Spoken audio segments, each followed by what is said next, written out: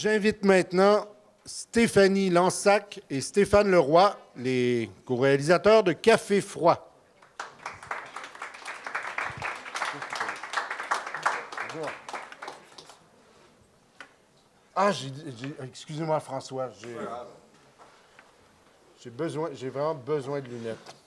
Donc, je recommence. J'invite maintenant Stéphanie Leroy et François Leroy, les réalisateurs de Café Froid. Bonjour, François. Bonjour. Alors, j'ai perçu dans Café Froid un film sur le deuil, mais sur un double deuil, en fait. Le deuil que la fille doit faire de sa mère, mais aussi et surtout celui qu'elle doit faire de sa vie, ou du moins de cette vie qu'elle anticipait.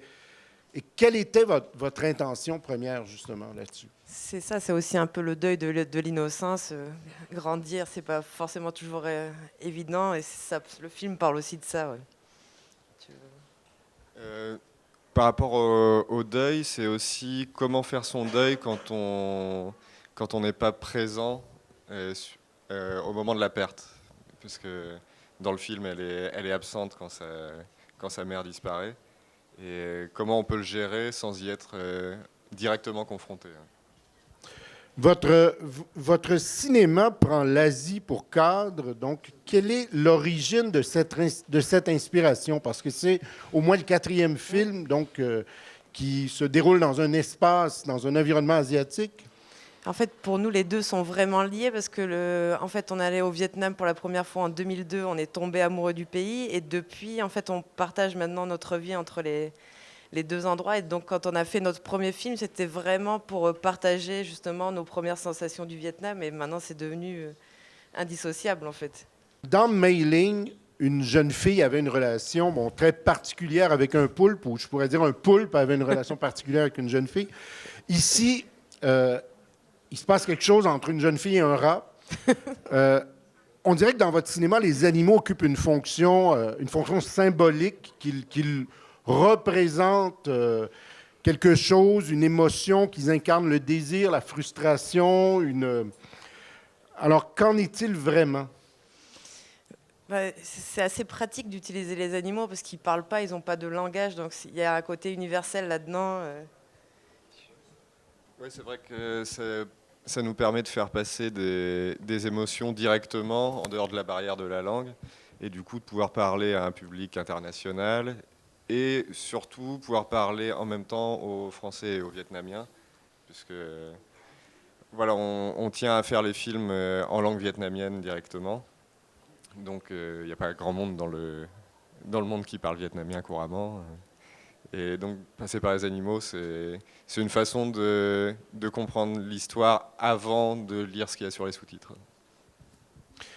Il y a un rapport à la réalité très fort dans votre cinéma, à la fois dans ce que vous racontez, mais aussi dans la représentation, dans une façon assez tangible, justement très tangible même, de créer les environnements. J'aimerais savoir comment vous travaillez là-dessus. C'est notre travail, je pense, de cinéaste, c'est beaucoup d'observation. Donc, par exemple, dans le Café Froid, le café dans lequel on a tourné, c'est un café dans lequel on va tous les jours quand on est à Saigon. On connaît justement la patronne de ce café. Et, je pense qu'il y avait presque une approche documentaire dans notre travail, c'est vrai. C'est vrai qu'on n'aime pas trop les barrières et on aime être à cheval entre la fiction, l'animation et le documentaire. Et du coup, mélanger la vidéo, la prise de vue réelle et l'animation, c'est une bonne façon de ne pas choisir. Des questions de la salle. Ah, on en a deux, mademoiselle. The way you have her kill the rat, is that the way they actually do that? Because that was quite scary, and I was empathizing with the rat, the way you filmed or had a rat animated. So you empathize with both the humans and the rats at the same time, and that made it quite scary. Je peux commencer. Oui, c'est vraiment comme ça. Enfin, dans la maison où on réside souvent, quand on est à Hanoï, c'est vraiment comme ça qu'ils tuent les rats avec de l'eau chaude. Donc justement, il y avait un rat qui était tout le temps dans notre chambre, justement un peu comme, comme dans le film, et on l'a fini par l'attraper, et on l'a donné à la propriétaire de la maison, et c'est comme ça qu'elle l'a tué. Donc, Et c'est vrai que pour le côté empathie, on était content d'avoir capturé le rat, mais quand il a fallu descendre les escaliers avec la cage dans la main et qu'il nous regardait, on n'emmenait pas trop large. Donc voilà, on a essayé de faire ressentir ça aussi. Donc, c'est un aspect documentaire du film, vraiment. Ça. Oui. Il y avait une question juste derrière. I was just following up on that. When it seemed that she was serving in the street immediately after we saw the first rat killed.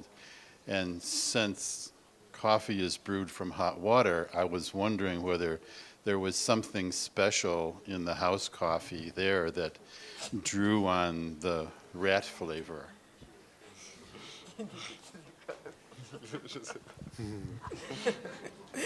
Je sais pas trop quoi vous répondre, je vous avoue.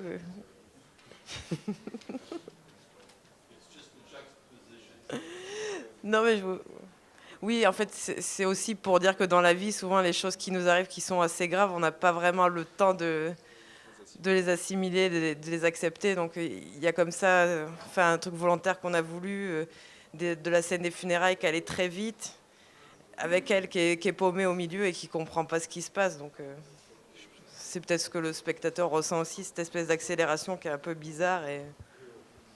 Oui.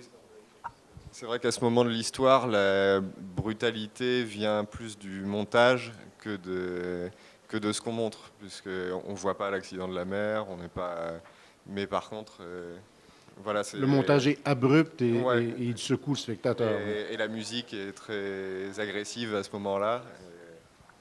Et c'est vrai que c'était une façon de faire ressentir ce qu'on ne voit pas et d'amorcer ce qui va se passer. Une dernière question, monsieur derrière. Oui. Just if you can just tell us a few words about the technical aspects of how you created such an unusual visual, because it seems like you really managed to blend the live action, the 3D, the 2D, the collaging and all. So if you could just say a few words about this, thank you. C'est le 4e film qu'on fait avec cette technique qui mélange vidéo et en fait de l'animation sur After Effects en 2D seulement. Donc petit à petit, la technique a évolué. François écrit pas mal de plugins en fait pour justement essayer de dépasser les limites d'After Effects. Je sais pas si tu veux dire un mot. Ouais, aussi, il y a moins de vidéos dans les films que ce qu'il y paraît. En fait, il y a plus de photos.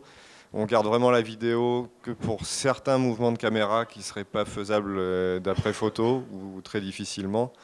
Et on truque beaucoup les photos pour d'abord leur donner un aspect vidéo. Et voilà, donc c'est comme ça aussi qu'on arrive à intégrer l'animation. On déconstruit l'image existante, on y ajoute l'animation et ensuite on reconstruit l'ensemble comme si on travaillait l'image vidéo directement. Stéphanie Ansac, François Leroy, merci beaucoup.